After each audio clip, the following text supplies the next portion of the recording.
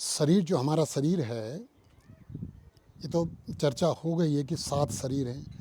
इन 7 शरीर, ये 7 शरीर जो हैं 5 कोष से बंधे हुए हैं। पंचकोश से, 5 कोष माने 5 ऐसे भंडार हैं, कोष माने ऐसे भंडार हैं जिनसे ये 7 शरीर बंधे हुए हैं।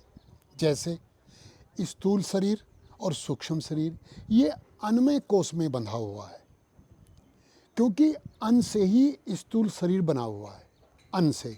इसलिए भगवत गीता में कहा अन्नादि भवन्ति भूतानि पर्जन्यादन संभवा, कि जितने भी शरीरधारी हैं, मनुष्य, पशु, पक्षी, सब अन्न से बने हैं। तो ये शरीर अन्न से बंधा हुआ है कि बना हुआ है। जो इसके अंदर सूक्ष्म शरीर है, उस पर भी अन्न का प्रभाव रहता है। जब हमारा देहांत होता है तो फिर हम सूक्ष्म शरीर की प्रधानता हो जाती है, सूक्ष्म शरीर में रहते हैं। तो सूक्ष्म शरीर में भी हमें भूख लगती है, प्यास लगती है, दुर्गंध, सुगंध का एहसास होता है, सुनने का एहसास होता है, कड़वा, मीठा, नमकीन, इसका एहसास होता है। तो सूक्ष्म शरीर में हमें सूक्ष्म रूप से अन्न पर आश्रित रहना पड़ता है। जैसे हमने किसी भूखे को खाना खिला दिया, वो हमें मिलता है अन्न। किसी प्यासे को पानी पिला दिया, वो हमें मिलता है। कब? जब हम सूक्ष्म शरीर में रहते हैं, इस शरीर का देहांत हो जाता है। इसलिए भूखा जो है उसे भोजन कराना चाहिए, प्यासे को पानी पिलाना चाहिए। ये सूक्ष्म शरीर में काम आता है।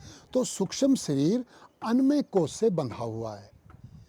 इस शरीर के लिए अन्न के प्रति जागरूक होना चाहिए। कैसा भोजन करना चाहिए?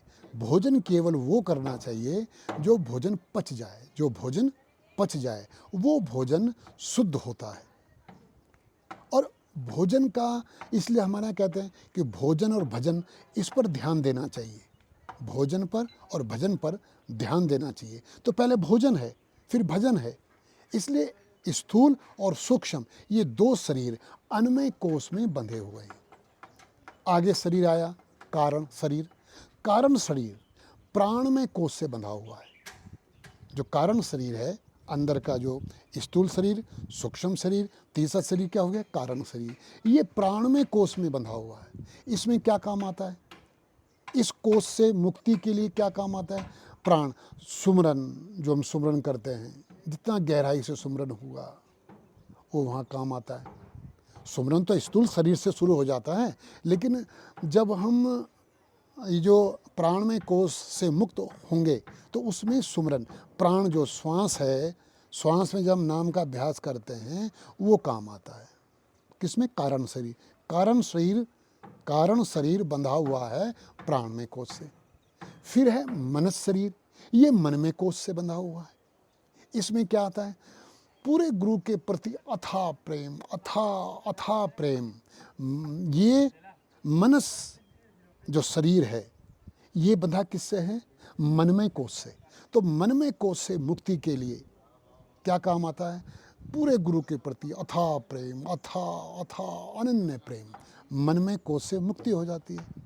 फिर आगे शरीर है आत्मिक शरीर, ये बंधा हुआ है विज्ञानमय कोष से। इसमें गुरु छूट जाते हैं, सुमरन छूट जाता है, वहाँ ज्ञान होना शुरू हो जाता है। अहम ब्रह्मास्मि शिवोहम। अरे, मैं तो गुरु के रूप में अपने आप को दिशा निर्देश दे रहा था। जो गुरु हैं वो तो मैं ही हूँ, जो शिष्य है वो तो मैं ही हूँ, जिसको मैं ढूंढ रहा हूँ वो तो मैं ही हूँ। ये ज्ञान होना, ये एहसास होना शुरू हो जाता है। किसमें? विज्ञान में कोष। इसमें कौन सा शरीर आता है? आत्मिक शरीर। आत्मिक शरीर में हमें ये ज्ञान होना शुरू हो जाता है। तो विज्ञान में कोष से मुक्ति होनी शुरू हो जाती है। ये एहसास होता है आत्मिक शरीर में, ये एहसास होना शुरू हो जाता है। फिर 2 शरीर हैं, ब्रह्म शरीर और निर्वाण शरीर। ये आनंदमय कोष है, ये आनंदमय कोष में हो गए। इसमें तो पूरी तरह से पूरा एहसास, शिवो हम सो हम, मैं ही हूँ जिसको मैं ढूंढ रहा था, मैं ही गुरु हूँ, मैं ही शिष्य हूँ, मैं ही सुमरन हूँ। इसमें गुरु, शिष्य, सुमरन, ये सब छूट जाते हैं। क्यों एहसास हो जाता, अरे मैं तो अपना ही सुमरन कर रहा था, अरे मैं ही तो गुरु हूँ, मैं ही तो गुरु के रूप में अपने से अनन्य प्रेम कर रहा था, गुरु के आदेश में बंधा हुआ, तो मैं तो अपने आदेश में बंधा हुआ था, शिवो हम। वो आनंद मिलना शुरू हो जाता है। वो आनंद धीरे धीरे परमानंद में पहुंचना शुरू कर देता है वो जीव। जब वो परमानंद में पहुंचता है तो मुक्त हो जाता है। ये पंचकोश में बंधे हुए हमारे 7 शरीर हैं। इसलिए इस अध्यात्म में प्रवेश करने के लिए एक चीज से छूटना पड़ेगा, 2 चीज में बंधना पड़ेगा। एक चीज से छूटना पड़ेगा, पूरी तरह छूटना पड़ेगा, आधी तरह नहीं, पूरी तरह एक चीज से छूटना पड़ेगा।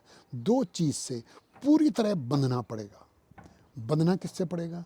गुरु के आदेश में बंधना पड़ेगा और सुमरन में। गुरु से अनन्य प्रेम, गुरु के आदेश और सुमरन में बंधना पड़ेगा अपने आप को, अगर पूरे इस रहस्य को अनुभव करना है। और जाति व्यवस्था से मुक्त होना पड़ेगा।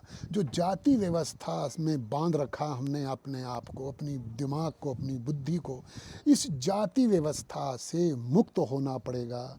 गुरु के आदेश, जो पूरा गुरु है उसके आदेश और सुमरन में बंधना पड़ेगा, पूरी तरह बंधना पड़ेगा। और जाति व्यवस्था से पूरी तरह छूटना पड़ेगा, छुड़ाना पड़ेगा अपने मन को, अपनी बुद्धि को, अपने आप को जाति व्यवस्था से छुड़ाना पड़ेगा। क्योंकि जाति व्यवस्था अध्यात्म में भी बाधा है और तुम्हारे बच्चों की सुरक्षा में भी बाधा है। जाति व्यवस्था रहेगी तुम्हारे बच्चों की, आने वाली पीढ़ियों की सुरक्षा नहीं हो सकती।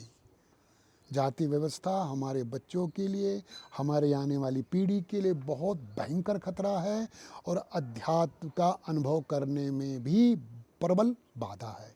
जय मजदूर, जय किसान, जय जय हिंदुस्तान।